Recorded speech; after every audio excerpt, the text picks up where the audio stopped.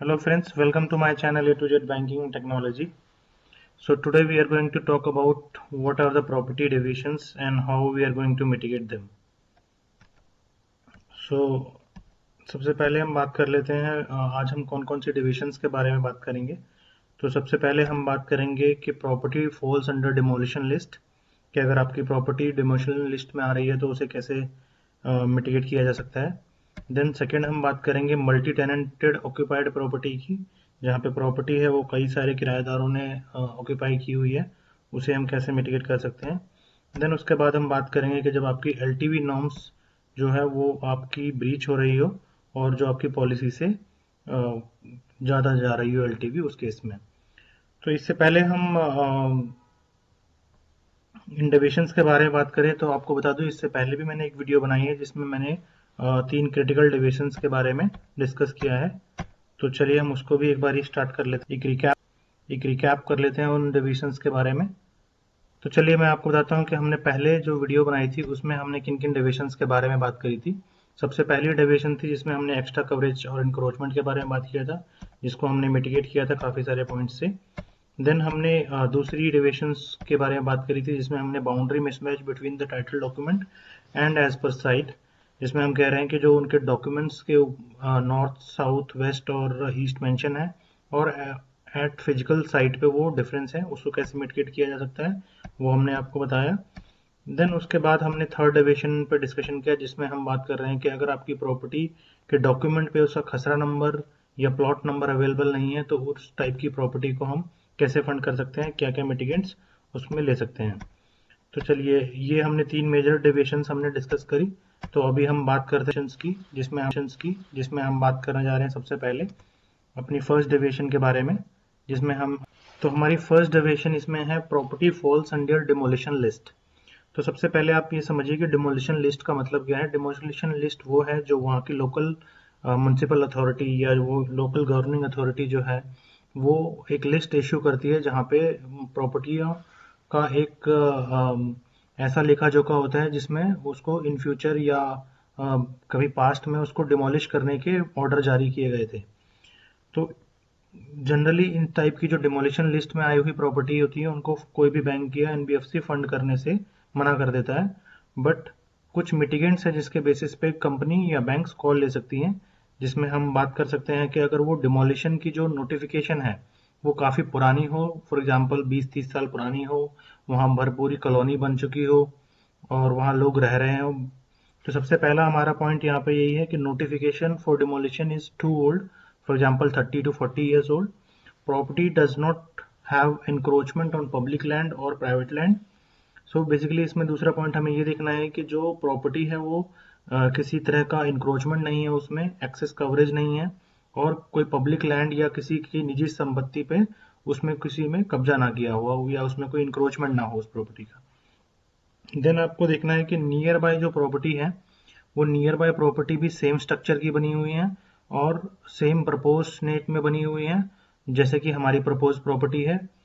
Plus उस area में आपको ये चेक करना है कि बेसिक अमेनिटीज जिसमें आपका electricity, water, road, hospital, school वगैरह उसमें अवेलेबल हैं और उसमें जो पॉपुलेशन डेंसिटी है, जो पॉपुलेशन ऑक्यूपेंसी टाइप है वो एटलीस्ट 60 to 70% हो, जिससे आप ये कह सकते हैं कि वहाँ एक पूरी कॉलोनी या पूरा एक विलेज बसा हुआ है जिसमें डिमोलिशन के चांसेस काफ़ी कम हो जाते हैं। देन उसमें आपको ये भी चेक करना है कि जो title of the property should be valid, there is no critical deviation has been taken on the legal part. इसका मतलब बेसिकली ये है कि जो आपका डॉक्यूमेंटेशन है प्रॉपर्टी का वो प्रॉपर है, उसमें कोई लिटिगेशन या कोई इनकम्बरेंस वगैरह उस प्रॉपर्टी के डॉक्यूमेंट्स में नहीं है। Flow of the title is clean, उसमें कोई भी चेन में कोई त्रुटि या कोई किसी तरह से इम्परफेक्टनेस नहीं है। तो इस टाइप की प्रॉपर्टी अगर डिमोलिशन लिस्ट में आती है तो हम उसको एक बार देख सकते हैं। उसके अलावा हमें ये देखना है कि जो एलटीवी है उस टाइप के केसेस में आपको उसमें लोअर एलटीवी पे ही जाना है, उसे मार्केट वैल्यू का 30 या 40% तक ही रिस्ट्रिक्ट करना चाहिए, ताकि इन केस अगर कोई इशू इन फ्यूचर आता भी है तो वो औने पौने भाव में भी हम उसे बेच के अपना लोन रिकवर किया जा सके।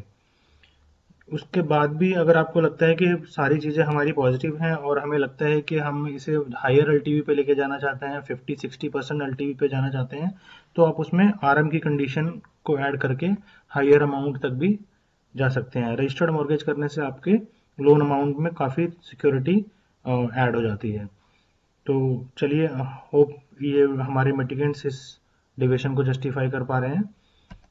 नेक्स्ट हमारा पॉइंट है multi tenant occupied property. So generally होता है क्या है कि जब भी हमारे पास कोई लैब का केस आता है या परचेज का केस आता है, तो परचेज में तो जनरली हम सेल्फ ऑक्यूपाइड परचेज का ही केस करते हैं, बट लैब के केसेस में कई बार हमें मल्टी टेनेंट ऑक्यूपाइड प्रॉपर्टी को एज ए कोलेटरल मिलता है। तो उसमें हमें क्या करना चाहिए, कैसे उसे मिटिगेट करना चाहिए। तो सबसे पहला हम पॉइंट डिस्कस कर लेते हैं, जिसमें हमने लिखा है check if maximum tenant are 5 और लेस और more than 5 then we should avoid. तो जैसा कि मैंने बताया कि बैंकों का काफ़ी रिस्ट्रिक्ट एक्शन होता है इस टाइप की प्रॉपर्टी पे। अधिकतर मल्टी टेनेंटेड प्रॉपर्टी को अवॉइड किया जाता है, बट अगर आपका 5 टेनेंट हो या उसके नियर बाय टेनेंट्स हो तो हम उस पर एक बार को कॉल ले सकते हैं। उसके लिए आपको क्या क्या करना चाहिए, सबसे पहले आप देखिए, अगर उसमें पार्शली ऑक्यूपाइड है कस्टमर का तो उसमें काफ़ी कंफर्ट मिल जाता है आपको। और पार्शली ऑक्यूपाइड से ये रहता है कि प्रॉपर्टी पे हमारे कस्टमर का होल्ड रहता है, क्योंकि हमारा कस्टमर भी कहीं ना कहीं वहीं रह रहा होता है। देन आपको उसमें ये करना है कि जब भी आप पीडी पे जा रहे हैं, आप उस टेनेंट से मिलिए, टेनेंट से अंडरस्टैंड कीजिए कि इसकी ओनरशिप में कोई दिक्कत तो नहीं है, ये ओनर इसका कौन है और टेनेंट कब से रह रहे हैं वहाँ पे, कोई प्रॉपर्टी में कोई डिस्प्यूट तो नहीं है। क्योंकि कई बार ऐसा हो सकता है कि प्रॉपर्टी पे किसी ने कब्जा कर लिया हो और उसके पोजेशन में कोई प्रॉब्लम हो, और उस पोजेशन की प्रॉब्लम की वजह से कस्टमर हमसे लोन लेके उसकी मार्केट वैल्यू के हिसाब से प्रॉपर्टी को सिक्योर कर ले या उसके अगेंस्ट में लोन लेके वो फ्री हो जाए। तो इसलिए आपको टेनेंट से मिलके वहाँ के पोजेशन में या उसमें किसी तरह का कोई डिस्प्यूट चल रहा है उसको जानने की कोशिश करना है। प्लस उसकी जो पोजेशन की और जो ओनरशिप है वो हमारे कस्टमर के ही नाम पर है या नहीं है, या कोई और उसमें डिस्प्यूट है, तो उसे पता करना है। अगर वो सेटिस्फैक्ट्री आता है तो आप उस पर कॉल ले सकते हैं। देन आपको, जब आप सारी चीज़ों से सेटिस्फाई हो जाएं, तो आपको जब लोन फंड डिसबर्स करते वक्त से पहले या उसी टाइम पे आपको हर टेनेंट की एनओसी लेनी है। हर टेनेंट से एनओसी लेना है कि उन्हें कोई ऑब्जेक्शन नहीं है लोन लेने में, और उनके केवाईसी डॉक्यूमेंट को भी डॉक्यूमेंट करना है, सो दैट कि इन केस ऑफ अगर फ्यूचर में कोई डिफॉल्ट होता है और प्रॉपर्टी पे हमें पोजेशन के लिए जाना पड़ता है, तो हम उन टेनेंट को उनके एनओसी और उनके केवाईसी के बेसिस पे वहाँ से खाली करा सकें। तो चलिए अगले हम डिविजन की तरफ बढ़ते हैं, जिसमें हम बात करने वाले हैं डिविजन जहाँ पे हमारा LTV more than policy norms है।